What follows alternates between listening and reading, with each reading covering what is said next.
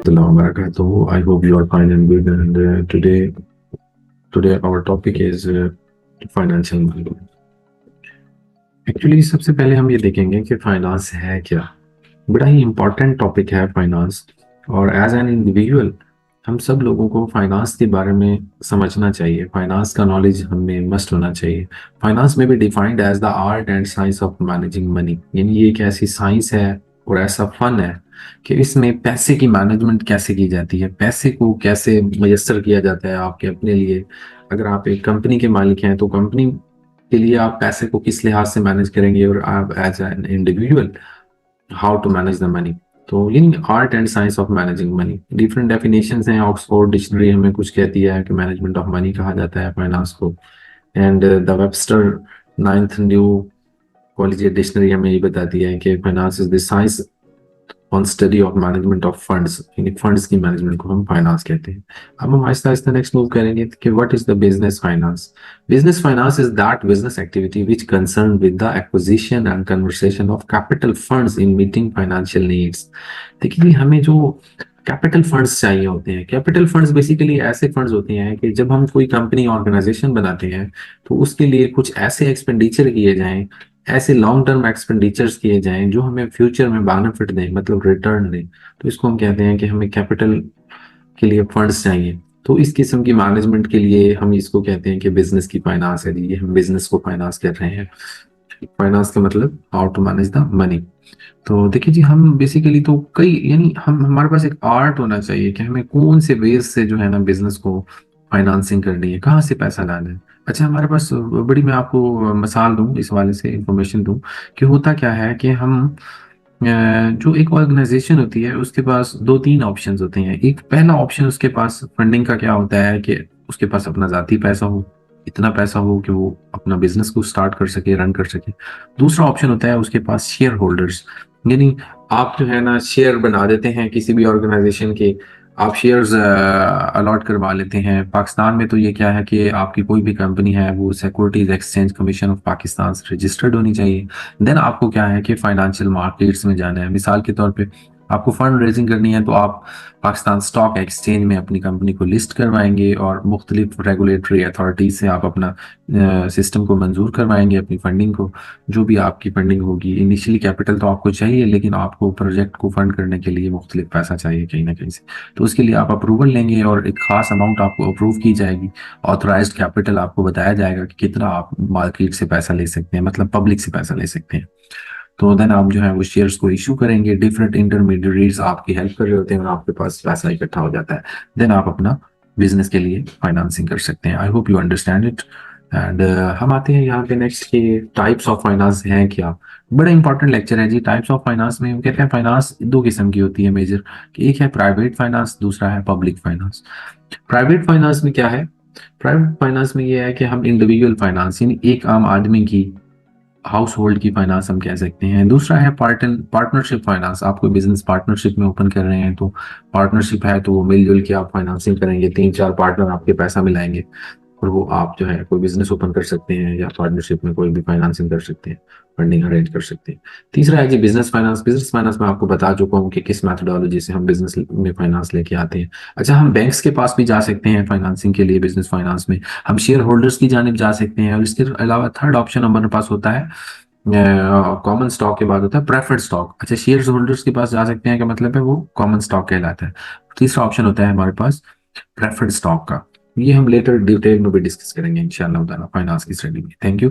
और नेक्स्ट हमारे पास है public finance. Public finance basically क्या है? पब्लिक जैसे कि अवामी फाइनेंस, मतलब गवर्नमेंट इसमें इंक्लूड है। मतलब as a being a Pakistani हम कहते हैं कि government of Pakistan how they are arranging the money. तो उसके पास बेसिकली एक सेंट्रल गवर्नमेंट होती है, उसके लिए फाइनेंसिंग चाहिए, स्टेट गवर्नमेंट के लिए चाहिए और सेमी गवर्नमेंट के लिए मुख्तलिफ फाइनेंसिंग चाहिए। तो खास तौर पे पब्लिक फाइनेंस में ऐसे होता है कि इनकम एंड एक्सपेंडिचर साइड को देखा जा रहा होता है कि हमारी एक हुकूमत है तो उसकी इनकम कहाँ से होगी। ज्यादातर आपको पता है कि टैक्सेबल इनकम, ये जो टैक्स लगाए जाते हैं, और दूसरा नॉन टैक्स इनकम भी होती है हमारे पास। मिसाल के तौर पे गवर्नमेंट अपनी कोई इदारों को चला रही है, जैसे हमारे पाकिस्तान में पीआईए रन कर रहा है तो वहां से भी फाइनेंसिंग जनरेट हो रही है। पाकिस्तान रेलवे चल रहा है, हुकूमत का इदारा है, तो हम उसको कहते हैं कि नॉन टैक्स रेवेन्यू। मतलब वो टैक्स नहीं लगाया जाता, गवर्नमेंट अपनी सर्विसेज देके पैसा कमाती है। और दूसरा होता है टैक्सेबल रेवेन्यू। इसमें क्या है जी कि टैक्सेबल रेवेन्यू में क्या होता है कि हम जो है ना आम आवाम पे, मुख्तलिफ इदारों पे आमदनी के मद में उनकी मतलब कोई उनके मुख्तलिफ किस्म के टैक्सेस लागू करके, विद होल्डिंग टैक्स लगा के मुख्तलिफ टैक्सेस से हम पैसा इकट्ठा कर रहे होते हैं पब्लिक फाइनेंस में, और फिर इसको स्पेंड किया जाता है गवर्नमेंट के बड़े ह्यूज प्रोजेक्ट्स पे।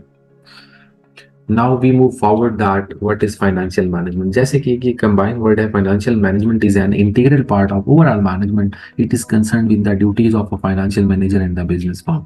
यानी जो भी ऑर्गेनाइजेशन होगी उसका अगर कोई भी मैनेजर है, आप डेफिनेटली कहीं ना कहीं, हम मैनेजमेंट के लोग होते हैं, मैनेजर होते हैं, तो एक अच्छी मैनेजर के लिए ये होता है कि उसको पता होना चाहिए कि एक बिजनेस फर्म में, एक कंपनी में किस तरीके से फाइनेंसेस को मैनेज किया जाए। तो इसको हम फिर फाइनेंशियल मैनेजमेंट कहते हैं। तो नेक्स्ट हम मूव करेंगे जी scope of financial management. Financial management का स्कोप ये अल्हम्दुलिल्लाह बहुत ही ज़्यादा है। फाइनेंशियल मैनेजमेंट देखें जी, कोई एक financial management and economics, definitely financial management important है, इकोनॉमिक्स के साथ रिलेट कर रही है, इकोनॉमिक डिसीजन जो होते हैं, तो उस हवाले से हम देख रहे होते हैं कि किस तरीके से हम फाइनेंशियल मैनेजमेंट करेंगे अगर हमें कोई मुल्क की मईशत को चलाने के लिए फंडिंग चाहिए। फाइनेंशियल मैनेजमेंट एंड अकाउंटिंग, यानी अकाउंटिंग बेसिकली क्या है, इसमें अकाउंटिंग में क्या होता है कि रिकॉर्ड कीपिंग होती है, डिफरेंट अकाउंट्स का एनालिसिस होता है। फाइनेंशियल मैनेजमेंट क्या होता है कि हाउ टू मैनेज फंड्स और money. Financial management and mathematics, ये डिफरेंट हमारे पास स्कोप है कि आप किसी भी फील्ड में हैं तो financial management is very important. अगर आपको फाइनेंस को मैनेज करना नहीं आता, अगर आपके पास पैसा वसाइल कम है और आपके एक्सपेंडिचर बहुत ज्यादा है, एक्सपेंसेस आपके बहुत ज्यादा हो रहे हैं, तो तब उस किस्म की मैनेजमेंट का आपको कोई फायदा नहीं है। नेक्स्ट हम आएंगे financial management and production management. जो प्रोडक्शन के लोग होते हैं उनको भी पता होना चाहिए कि how to manage the finance. Financial management and marketing, marketing you know that marketing के लिए आपको डिफरेंट काइंड ऑफ मार्केट्स में जाना है, अपने प्रोडक्ट को प्रमोट करना है, तो उन लोगों के लिए भी फंडिंग की जाती है। तो उन लोगों को भी एक खास एक हद में रह के मार्केटिंग करनी होती है कि हमारे पास इसकी फंड्स भी हैं कि नहीं।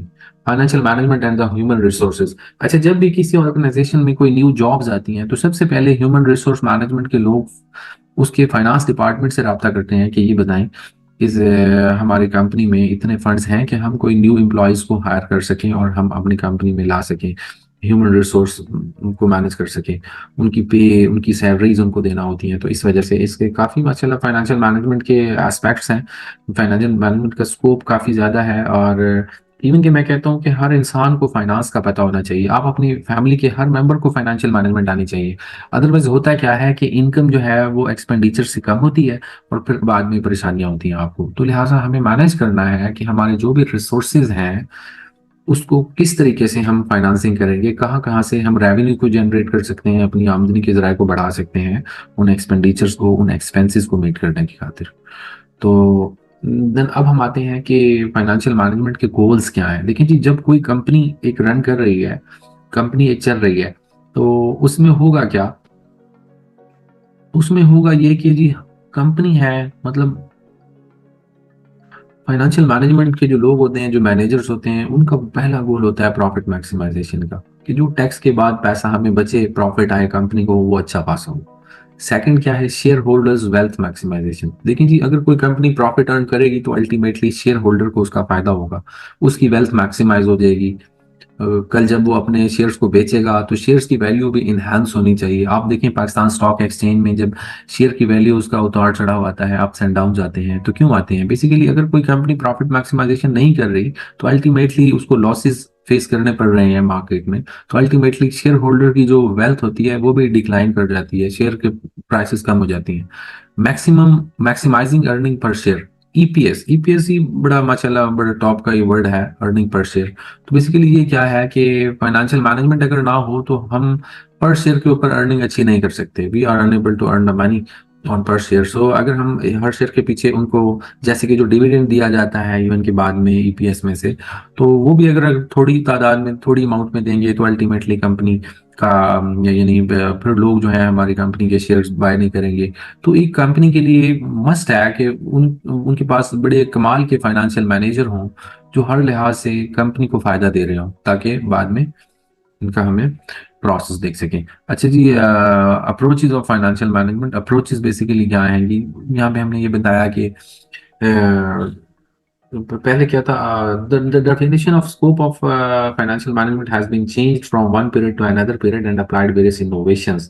Theoretical points of view, financial management approach may be broadly divided into two major parts. यहाँ पे हमें बताया कि ट्रेडिशनल अप्रोच है और आफ्टर ईयर 1950 के बाद modern approaches I. What ever, बस बात यही है कि अब हमारे पास कई वसाइल हैं, कई जगह हैं जहाँ से हम फंडिंग हासिल कर सकते हैं।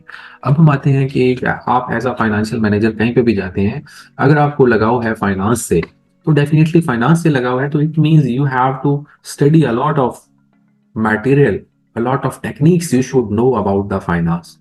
तो फोरकास्टिंग फाइनेंशियल रिक्वायरमेंट्स, मिसाल के तौर पे आप कोई कंपनी चला रहे हैं, आपको पता होना चाहिए कि फ्यूचर में क्या क्या फोरकास्ट आप कर सकें, आपको कितने पैसे चाहिए इन फ्यूचर में, एक्वायरिंग नेसेसरी कैपिटल। आप मिसाल के तौर पे कोई अपना नया प्लांट ओपन करना चाह रहे हैं, कोई प्रोडक्शन प्लांट लगाना चाह रहे हैं, किसी भी पर्पज के लिए आपको फंडिंग चाहिए, तो किस तरीके से हासिल करेंगे आप। अच्छा, नेक्स्ट आता है हमारे पास फाइनेंशियल मैनेजर के फंक्शंस में कि इन्वेस्टमेंट डिसीजन आप ले सकें।